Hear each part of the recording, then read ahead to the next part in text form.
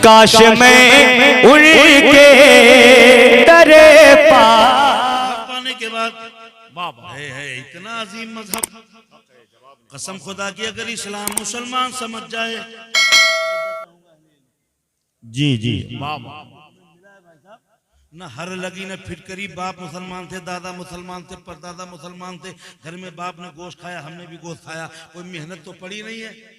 तो क्या मालूम हो इस इस्लाम की कदर। क्या समझे इस्लाम की कदर। फोकट में मिल गया, बाप मुसलमान थे, दादा मुसलमान थे। अगर इस्लाम की अहमियत समझना है, ऐसी रसखेड़ा के सुन्नी मुसलमानों, अगर इस्लाम की अहमियत जानना है, अगर अपने मजहब की अहमियत जानना है, अगर ईमान की अहमियत जानना है, तो आओ बिलाल को देखो। अल्लाह पर कबीरा। बिलाल को बड़ी आसानी से ईमान न मिला, आसानी से ईमान न मिला। उनको ना जाने कितना तपाया गया। रेगिस्तान की तपती हुई रेत पर बिलाल को नंगा करके लिटाया गया। उनके बदन को सलाखों से दागा गया, नाखूनों में बिरंजियां ठोकी गई। बिलाल से कहा गया, बिलाल पास आ जाओ, मान जाओ, मान जाओ, अभी नबी का कलमा पढ़ना छोड़ दो। तो बिलाल बोले, आसमान तेरे सालत के हिलाल बोले, हजरत बिलाल बोले, वो कोई और होगा अपना जो ईमान दे देगा, वो कोई और होगा अपना जो ईमान दे देगा। नबी का चाहने वाला नबी पर जान। वाह वाह, जिंदाबाद जिंदाबाद, सुभान अल्लाह या रसूल अल्लाह।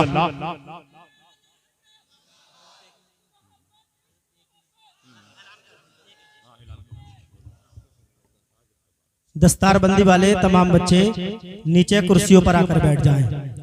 अल्लामा खतीब हिंदुस्तान गुलाम रसूल बलियाबी साहब बहुत तेजी के साथ रौनक स्टेज होने वाले हैं।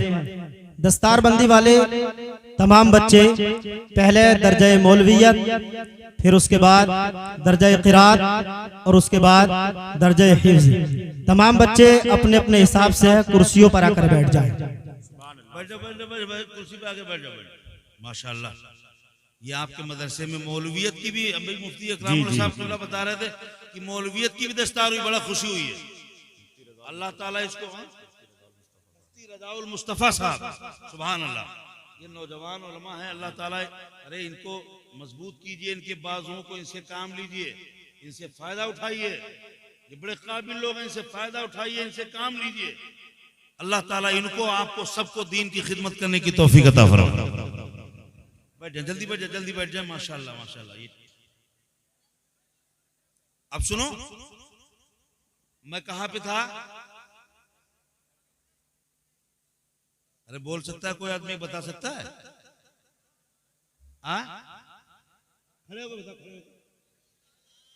अच्छा अच्छा, बिलाल।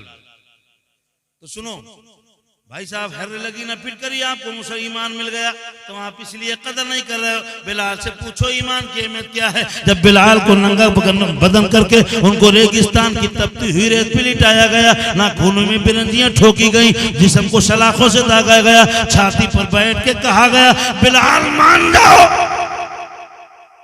मान जाओ, खूबसूरत मक्के की खूबसूरत लड़की से शादी करा दी जाएगी, बेहतरीन मकान बना दिया जाएगा, नहीं तो मार दिया जाएगा। तो बिलाल बोले कि जब तक बिके न थे तो कोई पूछता न था, तुमने हमें खरीद के अनमोल कर दिया। जिंदाबाद जिंदाबाद जिंदाबाद, बहुत अच्छा। बिलाल बोले जान ले सकते हो, इसके सिवा क्या ले सकते हो। ये कार्यक्रम आज भी चल रहा है, घर वापसी वाला। घर वापसी के नाम से आज भी उल्लाया जा रहा है। बिलाल से कहा गया, बिलाल मान जाओ, बाज आ जाओ। तो बिलाल बोले, दिल तो दे चुका हूं, अब जान बची है, जान ले लो, नबी के नाम पे जान भी कुर्बान। क्या नजर करूं आका, क्या नजर करूं आका, क्या चीज हमारी है। सुभान अल्लाह। क्या नजर करूं आका, क्या चीज हमारी है, ये दिल भी तुम्हारा है, ये जान भी तुम्हारी। है। वाह वाह वाह, सुभान अल्लाह, जिंदाबाद जिंदाबाद। ये इस्लाम की अहमियत आपको नहीं मालूम है। अल्लाह अकबर कबीरा। सुनो, दुनिया के बहुत बड़े वैज्ञानिक से पूछा गया, दुनिया के बहुत बड़े साइंसदान से पूछा गया, ये बताओ दुनिया का सबसे बड़ा मजहब कौन? तो वैज्ञानिक बोला कि दुनिया का सबसे कीमती मजहब इस्लाम है। सुभान अल्लाह। सबसे कीमती मजहब इस्लाम है। इस्लाम की एक एक एक्टिविटीज पे रिसर्च किया गया, एक एक मसले पे तहकीक की गई। ये जो नियत बांधते वक्त ये अंगूठे का सिरा, अंगूठे का सर कानों की लौ से क्यों टच करते हैं, इसमें क्या फायदा है?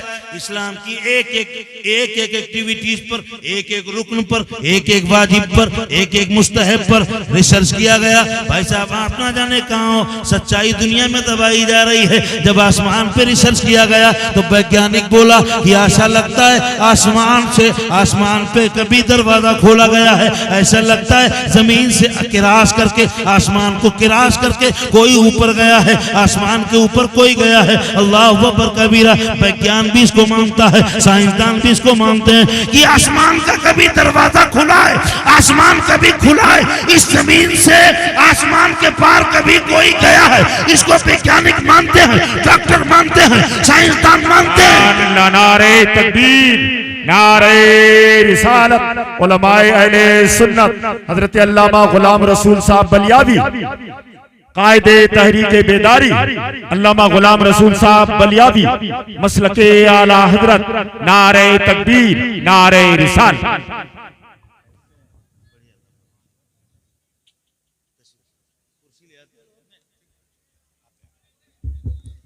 बड़े सुभान अल्लाह। बहुत थोड़ी देर का मैं मेहमान हूँ आपके बीच में। कायदे हिंदुस्तान, कायदे अहले सुन्नत, कायदे मिल्लत हजरत अल्लामा मौलाना गुलाम रसूल बलियावी साहब। सुभान अल्लाह। बैठ जाए, बैठ जाए, बैठ जाए। तशरीफ ला चुके हैं, उनकी जियारत करें। पता है पूरा हिंदुस्तान इस मुख्तसर से वजूद को इतना प्यार क्यों करता है? मालूम है आपको? इस मुख्तसर से वजूद को पूरा हिंदुस्तान चाहता है, प्यार करता है। क्यों? इस वजूद के अंदर अल्लामा अरशदुल कादरी साहब का खुलूस मौजूद है। इस वजूद के अंदर अल्लामा अरशदुल कादरी साहब का खुलूस मौजूद है, उनका जज्बा मौजूद है, उनकी तरबियत मौजूद है, उनकी सोहबत का असर मौजूद है। अल्लाह अकबर कबीरा। इससे पता ये चलता है रईसुल कलम अल्लामा अरशदुल कादरी साहब कितनी बड़ी शख्सियत के मालिक थे। जब उनके तरबियत याफ्ता अल्लामा गुलाम रसूल बलियावी के जज्बे का ये आलम है, तो रईसुल कलम के जज्बे का आलम क्या हो? सुभान अल्लाह, सुभान अल्लाह। वाह वाह, जिंदाबाद। कितनी बड़ी शख्सियत के मालिक होंगे। और इनके सीने में जो वो जज्बा है वो बहुत बड़े बड़े इल्म आलिमों पर भारी है, बहुत बड़े बड़े आलिमों पर भारी है। मैं कह रहा था, सुनो, पूरी दुनिया पर बड़े बड़े वैज्ञानिकों ने इस्लाम की एक एक एक्टिविटीज पर रिसर्च किया। ये हाथ नमाज में यहाँ पे क्यों बांधते हैं? अंगूठे का सर कानों की लौ से क्यों टच करते हैं? एक एक एक्टिविटीज पर नाक में पानी क्यों चढ़ाते हैं? चौथियाई सर का मसा क्यों करते हैं? धुलवाना मकसद होता तो पानी ले जाके सर भिगोने का हुक्म होता, मगर नहीं, भीगे हाथ सर पे फिराना, ऐसा क्यों कहा गया है? एक एक एक्टिविटीज पर दुनिया ने रिसर्च कर लिया है। और सुनो, जब कोई वैज्ञानिक, साइंसदान, डॉक्टर तहकीक करता है तो तहकीक की रिपोर्ट, नतीजा लिखने से पहले वुजू करता है और अपने इलाके के आलिम के पास जाता है और कहता है देर न करो कि मुझे कलमा पढ़ा के मुसलमान कर लो। सुभान अल्लाह, सुभान अल्लाह। जिंदाबाद, जिंदाबाद। नारे तकबीर, नारे रिसालत, मसलके आला हजरत। सुभान अल्लाह, सुभान अल्लाह। सच्चाई को दुनिया की मीडिया दबाए, कितना भी छिपाए, सच सर चढ़ के बोलता है। तहतुस सरा में भी दबाओगे, एक न एक दिन सच बाहर निकल के आएगा और जमाना देख लेगा। जिस मजहब और मिल्लत की नुमाइंदगी अल्लामा गुलाम रसूल बलियावी करते हैं, जिस मसलक और मजहब की नुमाइंदगी अल्लामा असद रजा और अहसन रजा इन जैसी शख्सियात करती हैं, वो मजहब कितना अजीम है। सुभान अल्लाह, वाह वाह वाह। जिस दिन सारी रिपोर्टें बाहर निकल के आएंगी, एक एक रिसर्च, एक एक तहकीक की रिपोर्टें बाहर निकल के आएंगी, दुनिया देख लेगी ये वही मजहब है जिसके मानने वालों को हमने पंचर चार समझा था। मगर ये वो मजहब इतना अजीम है, इसको अगर पूरी तरह से सच्चे दिल से मान लिया जाए तो इसको मानने वाला दुनिया में रहबर और लीडर बन जाता है। सुभान अल्लाह, सुभान अल्लाह, वाह वाह, सुभान अल्लाह, सुभान अल्लाह, जिंदाबाद जिंदाबाद, वाह वाह, सुभान अल्लाह, बेशक, सुभान अल्लाह, सुभान अल्लाह। सुनो, जब इस पे रिसर्च किया तो डॉक्टर बोलता है, आर के थर्मन बोलता है कि सुनो, आसमान पे ऐसा लगता है कभी सुराख हुआ है, दरवाजा खुला है और इस पार से आदमी उस पार गया है। जरा जोर से बोलो। वैज्ञानिक बोलता है कि आसमान कभी खुला है, आदमी जमीन से आसमान के पार गया। आज रिसर्च करके बोलता है वैज्ञानिक, मगर कुरान ने 1400 साल पहले बता दिया था। सुब्हानल्लाज़ी असरा बिअब्दिही लैलन मिनल मस्जिदिल हराम। तुम जिसको आज मानते हो, कुरान ने 1400 साल पहले बता दिया था। यानी जमीन से मेरे आका गए अर्श तक। हाँ हाँ, वाह वाह, सुभान अल्लाह। बाद में मानना पड़ा दुनिया को, जी जी, मानना पड़ा। रमजान आ रहा ना महीने, आगे कौन सा महीना आ रहा है? कौन सा? अरे जोर से बोल दो भाई साहब, कौन सा? रमजान शरीफ का महीना आ रहा है। डॉक्टर आर के थर्मन बोलता है, लिखता है अपनी किताब में कि मुसलमानों के पास अगर कुछ ना होता, लिखता है अपनी किताब में, मुसलमानों के पास अगर कुछ ना होता, सिर्फ रोजा होता और मुसलमान रोजे को ही पाबंदी से अमल कर लेते तो मुसलमान कभी बीमार नहीं होता। वाह, सुभान अल्लाह। जरा जोर से बोलो सुभान अल्लाह। सच वो है जो खैर की जबान से निकले, हमें किसी खैर की तस्दीक की जरूरत नहीं। वाह वाह वाह। इस्लाम के किसी रुकन वाजिब मुस्तहब को दुनिया के विज्ञान में डाल के तहकीक करने की जरूरत नहीं, बल्कि मेरा मजहब, मेरा कुरान वो है, हम विज्ञान को कुरान में डाल के चेक करते हैं। सुभान अल्लाह, वाह वाह वाह वाह। दुनिया की साइंस को कुरान और मजहब के दायरे में लाके चेक करते हैं। इस्लाम को, इस्लाम के किसी रुकन वाजिब मुस्तहब को किसी वैज्ञानिक, डॉक्टर, साइंसदान की तहकीक की जरूरत नहीं है। मगर सच होता है, वो कभी न कभी इंसान को कहना ही पड़ता है। हाँ, अब सुनो, लिखता है वो रमजान जब रोजे पे उसने रिसर्च किया, बड़ी, मैं 1-2 घंटे बातें बता सकता हूँ, कितनी कीमती पॉइंट बताया। रमजान रोजे पे रिसर्च किया। एक बात बयान करके आगे बढ़ता हूँ। लिखता है अपनी रिपोर्ट में कि सुनो,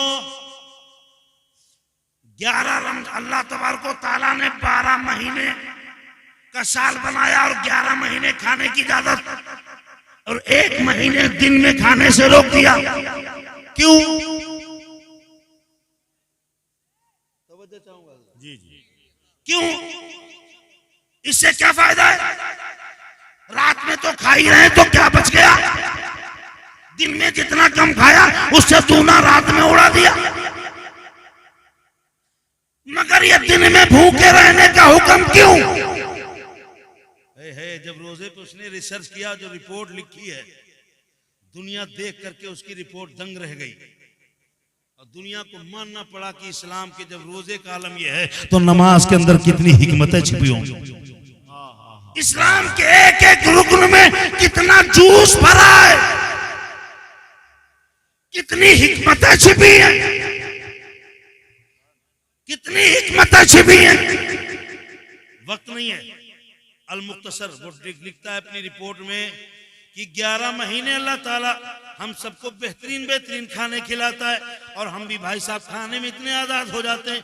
कीमा, कलेजी, मुर्ग, चंगेरी, बिरयानी, मटन, कोरमा, ये चर्बी वो चर्बी, ये स्टू, ये कोरमा, ये शादी, ये पार्टी। 11 महीने बहुत कुछ खाते हैं। गंदी हवाएं, गंदा प्रदूषण और ये उल्टे सीधे चर्बी वाले खाने, ये सब 11 महीने खूब खाया। न जाने कहां कहां खाया, रोड पे खड़े होके खाया, होटल पे बैठ के खाया, गंदे बर्तन में खाया, प्रदूषण, गंदी हवाएं, गंदा प्रदूषण, ये उल्टे सीधे चर्बी वाले खाने, फाइटी खाने, ये तले भुने खाने 11 महीने हमने खाया। तो डॉक्टर लिखता है 11 महीने तक बॉडी खाने में आजाद होती है, खाने के लिए आजाद होती है और वो दुनिया भर के वायरस, कीटाणु, प्रदूषण, गंदी हवाएं, गंदा खाना, फाइटी खाना, चर्बी वाला खाना, ये सब खा खा के 11 महीने तक बीमारी पैदा करने वाले जरासीम हमारी बॉडी में बन जाते हैं। 11 महीने तक गंदे वायरस से, गंदे प्रदूषण से हमारी बॉडी में बीमारी पैदा करने वाले जरासीम मजबूत हो जाते हैं। अगर 12वें महीने में भी आजाद छोड़ दिया जाए, आदमी खाना खाता रहे 11 महीने की तरह, तो जब 13वां महीना लगेगा, यानी उन जरासीम की उम्र जब 13 महीना शुरू होगी, तो 13वें महीने में उन वायरस, कीटाणु, जरासीम में बीमारी पैदा करने की कुव्वत पैदा हो जाती है, बीमारी पैदा करने की सलाहियत पैदा हो जाती है। तो मेरे रब ने अपने बंदों पर रोजा अदा करके कितना बड़ा एहसान किया है। ए मेरे बंदो, 11 महीने खाओ, तुम्हें कबाब खाना है तो खाओ, तुम्हें चिकन, मटन, बिरयानी खाना है तो खाओ, चंगेरी खाना है तो खाओ, कोरमा खाना है तो खाओ, स्टू खाना है तो खाओ, मगर 1 महीने मत खाओ। वाह वाह, सुभान अल्लाह। 11 महीने खाओ, 1 महीने मत खाओ, ताकि 13वें महीने तक वो भी कीटाणु बीमारी पैदा करने के लायक हो जाए। नहीं, 1 महीने भूखे रहो, ताकि तुम उन तमाम कीटाणु को 1 महीने में दिन में खाना ना खाने से वो कीटाणु या तो कमजोर हो जाते हैं या खत्म हो जाते हैं। सुभान अल्लाह, सुभान अल्लाह, वाह वाह, जरा जोर से बोलो सुभान अल्लाह, जिंदाबाद जिंदाबाद, वाह वाह, बोलो या रसूलुल्लाह। ये टीवी डिबेट पे आता है हिजाब हिजाब हिजाब, और ऐसा ऐसा प्रोफेसर, ऐसा लगता है कोदों बेच वाह वाह, सुभान अल्लाह, वाह, कॉलेज के पीछे प्रोफेसर ही पढ़ के आया है, बोला हिजाब 6 मीटर कपड़े में लपेट करके औरत को जेल कर दी। जेल, ऐसा ऐसा प्रोफेसर 6 मीटर का हिजाब लगा के औरत तो जेल में चली गई। दिल्ली की एक रोड पे मिला वही प्रोफेसर, एक दिन जनवरी का महीना था, वो कोदों बेच के पढ़ने वाला प्रोफेसर, जनवरी का महीना था, इतना कपड़ा पहना था, कोट पैंट टी शर्ट, अंदर का ट्राउजर और पता नहीं क्या क्या, शर्ट, शेरवानी, कोट, टाई, मोजा, सॉस, टॉप, मफलर, सब कुछ। तो हमने प्रोफेसर से पूछा, ये बताओ सब कपड़ा मिला के 25 मीटर हो जाएगा? बोला हाँ 25 से ज्यादा पहने मौलाना। हमने कहा जब औरत 6 मीटर के हिजाब में जाती है तो बोले तुम कहते हो कि जेल में औरत के लिए जेल हो गया हिजाब, तुम तो 35 मीटर पहने हो। हमने कहा तुम तो 35 मीटर कपड़ा पहने हो, तो तुम तो तिहाड़ जेल में चले गए। क्या बात है, वाह वाह। हमने कहा प्रोफेसर साहब तुम तिहाड़ जेल में कैसे? बोला मौलाना ठंडी हवाओं से बचने के लिए हमने कहा सुन, ठंडी हवाओं से बचने के लिए तुझे 35 मीटर का कपड़ा गंवारा है, तो इस्लाम की बेटी, मुसलमान की शहजादी गंदी निगाहों से बचने के लिए, गंदी हवाओं से बचने के लिए, गंदी नियतों से बचने के लिए 6 मीटर का कपड़ा पहनना गंवारा। सुभान अल्लाह, बहुत अच्छे, बहुत अच्छे, जिंदाबाद जिंदाबाद।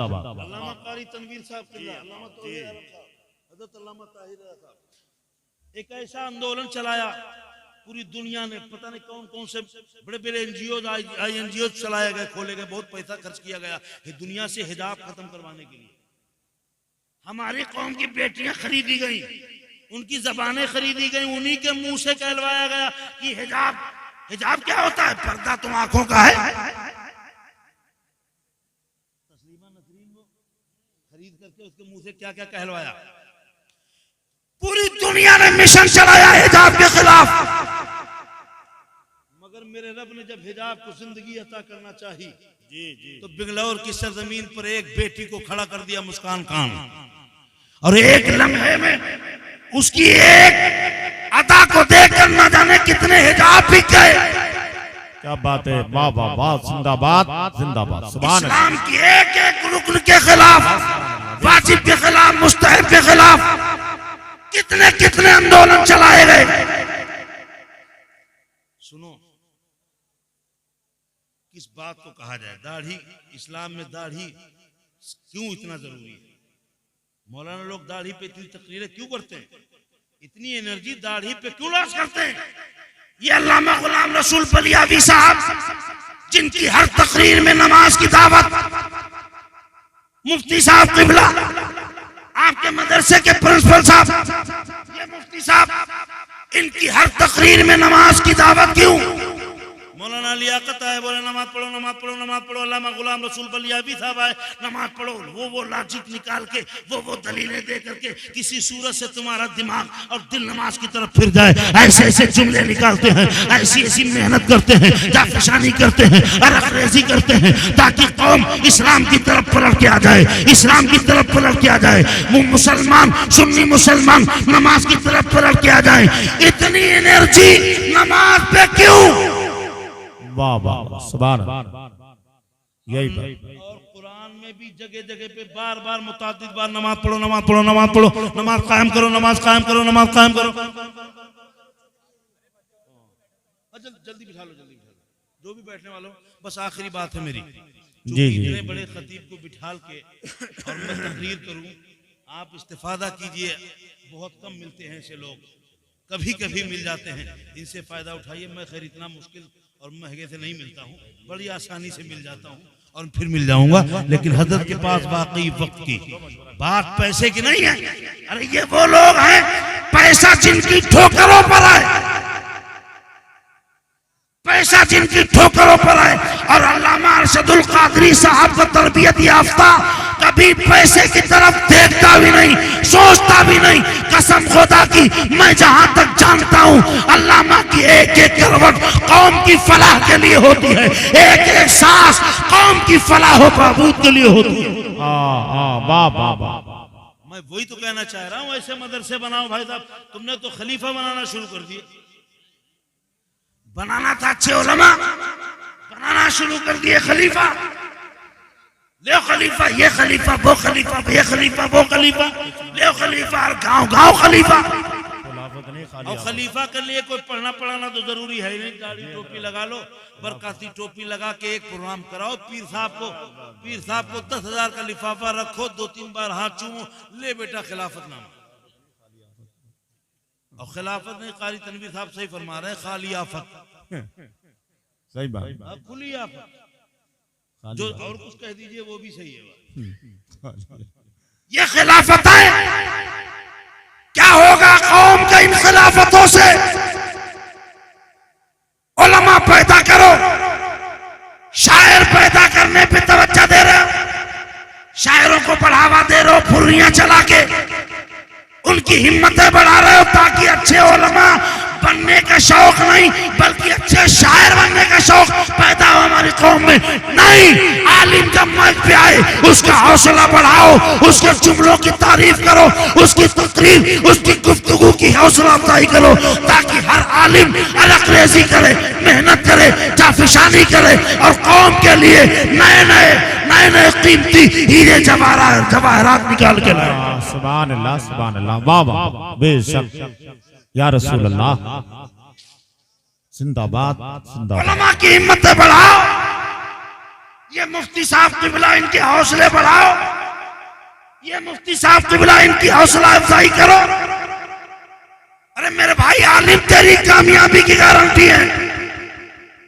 अच्छे उलमा, ये उलमा नहीं, ये उलमा ने अच्छे उलमा, ऐसे उलमा पैदा करो। अपने बच्चों को इतना पढ़ाओ, इतना पढ़ाओ, इतना पढ़ाओ कि तुम्हारा बेटा मस्जिद जाए तो बेहतरीन आलिम लगे, ऑफिस जाए तो बेहतरीन डॉक्टर और पीएचडी लगे। वाह वाह वाह वाह। जिस मैदान में तुम्हारा बेटा जाए कामयाब हो, ऐसे पढ़ाओ अपने बच्चों को, ऐसे मदरसे बनाओ। तुम्हारी बेटियों को आज शिकवा कर रहे हो कि ये बेटियां जा रही हैं, मुर्तद हो रही हैं, सबका कलेजा मुंह को आता है। सोशल मीडिया पे जब कोई खबर मिलती है, इस्लाम की वो शहजादी जो कलमे तैयबा और चंद सूरतें सीने में लिए हुए गुमराह हो गई, मुर्तद हो गई, कलेजा मुंह को आता है। मगर इसके गौर किया कभी ऐसा क्यों? जी जी, ये क्यों हुआ भाई साहब, क्यों हुआ? गौर किया?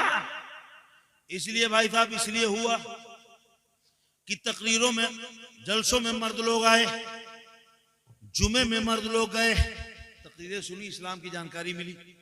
आलिम हाफिज के पास बैठना, उठना, मदरसे जाना, जुमे में तकरीर सुनना, जलसों में आना, कॉन्फ्रेंस में जाना, यानी मर्दों का राबता इल्म और अहले इल्म से ज्यादा है बमुकाबले औरतों के। उनमें अभी आलिमा ज्यादा है ही नहीं जी, बेशक। और जो ज्यादा आलिमा बनी भी है तो वो इतनी मेयार की नहीं है, ज्यादा आलिमा बनी ही नहीं जो उनका राब्ते आलिमाओं से हो, और बनी भी है तो वो भी इस मेयार की नहीं है, इस फिक्र की नहीं, सोच की नहीं है। तो मर्दों का ताल्लुक, पहली बात तो तुम्हारा भी नहीं भाई साहब, क्या ताल्लुक है? मौलाना साहब के पास आए भी हो कभी, मुफ्ती साहब के पास तो खाली गप्पे लड़ा के चले गए हो, कभी दीन की बात भी करे हो इनसे? अरे इनको बोलने का मौका तक नहीं देते। कारी जैनुल आबिदीन साहब किबला, मैंने देखा है, एक नेता, हमारे गांव के नेता बड़े कभी कभी बड़े अच्छे भी होते हैं और कभी कभी बड़े खतरनाक भी होते हैं। उसके पास जब बैठो नेताओं के पास तो वो अपनी ज्यादा बोलते हैं। अरे नहीं, जब महफिल में कोई आलिम दीन आए उसको बोलने दिया करो, उसको छेड़ा करो, ताकि कुछ न कुछ तुम्हारी महफिल में दीन देके जाए। वाह वाह, सुभान अल्लाह, उसे मौका दिया करो बोलने का खुल के। मगर वो भाई साहब अपनी कहे जा रहे हैं, अपनी कहे जा रहे हैं। कुल मिला के थोड़ा बहुत उलमा से हमारी कौम के नौजवानों का राब्ता है। जलसों में भी वही आते हैं, तकरीर भी वही सुनते हैं, मस्जिदों में जुमे में वही सुनते हैं, लेकिन हमारी बहनों तक, हमारी माँ बहनों तक इस्लाम की एक बात भी नहीं पहुंचती। बोलो कैसे कैसे पहुंचेगी? कोई जरिए नहीं, बस जुमे में वो आती नहीं, जलसे में आना भी नहीं चाहिए। जलसों में उनके अंदर ऐसी आलिमाएं हैं नहीं, इसमें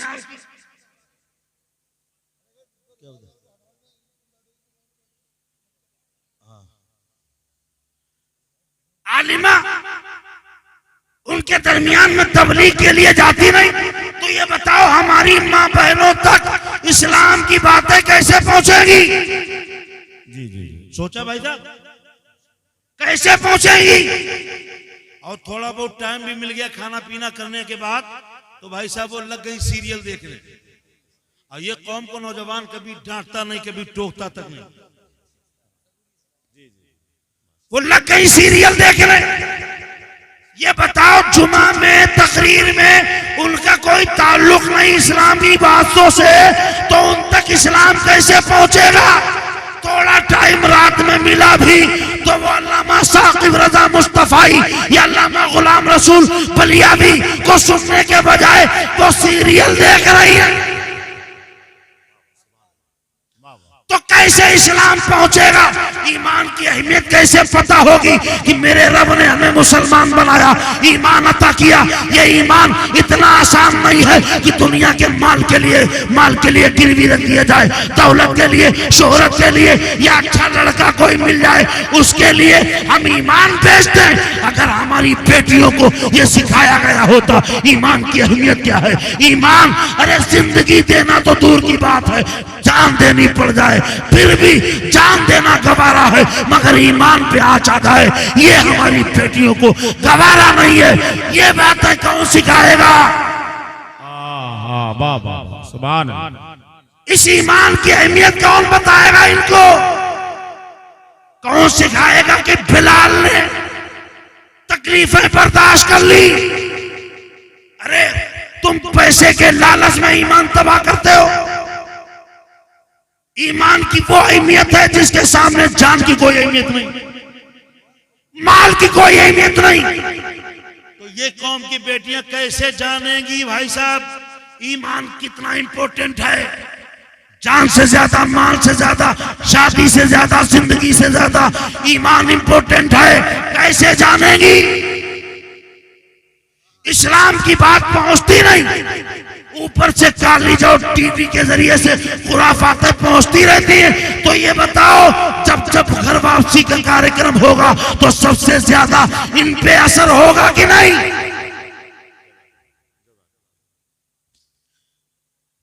सिखाओ अपनी बेटियों को ईमान की अहमियत, इस्लाम की अहमियत बताओ, कुरान की अहमियत बताओ। और ये कैसे पता चलेगा? जब आप खलीफा बनाएंगे तब नहीं, जब आप अच्छे उलमा बनाएंगे, हर मोहल्ले के अंदर, बस्ती के अंदर बेहतरीन आलिम दीन हो। ऑफिस में जाए तो लगे सबसे बड़ा मास्टर है, मस्जिद में जाए तो सबसे बड़ा लगे आलिम दीन। ऐसे उलमा पैदा कीजिए, मदरसों को आहिस्ता आहिस्ता मजबूत कीजिए। मैं मानता हूं कि अभी एकदम आप इतना आसानी से नहीं कर सकते, मगर आप अपनी तैयारी बनाए रखिए। अपने बच्चों को पढ़ाने के लिए अपने यहाँ इंतजाम कीजिए, अपना इंतजाम कीजिए, वरना नजरियातों अफकारात का वो जो डकैती पड़ती है, जो रहजन लगे हैं तुम्हारे बच्चों के नजरियातों अफकारात पर, बहुत जल्दी आसानी से डाका डाल लेंगे। अपने ईमान, अपनी बच्चियों की इज्जत व आबरू बचाओ, उनके ईमान को बचाओ, अपने ईमान को बचाओ, अपने कौम के वकार को बचाओ, पंचर छाप का लेबिल हटाओ और पैगंबर इस्लाम का सच्चे दीवाने का लेबिल लगाओ।